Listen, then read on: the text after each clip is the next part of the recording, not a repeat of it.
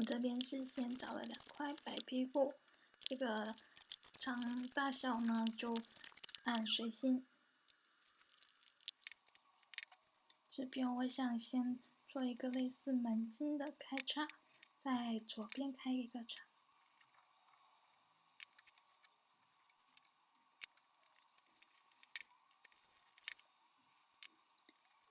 就是要匀一下，我也没有量，就比较好。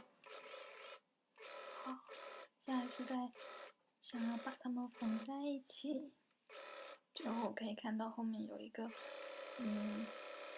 示范图，可以看到是一个，最后在左边有一个开叉的门襟。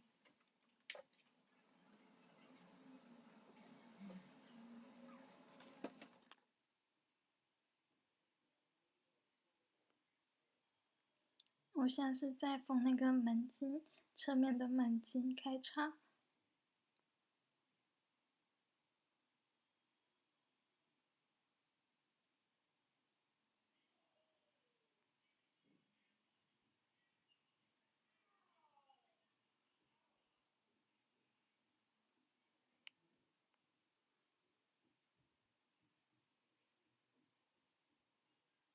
现在要抽着，一点点抽。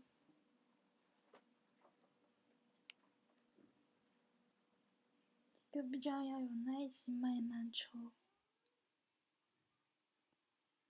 这样就缝在一起就可以啦。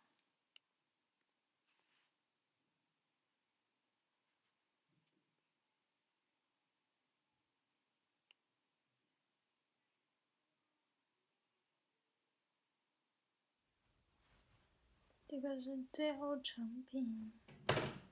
真的衣服本来是很短，现在加了1块长一点，也不会很难看。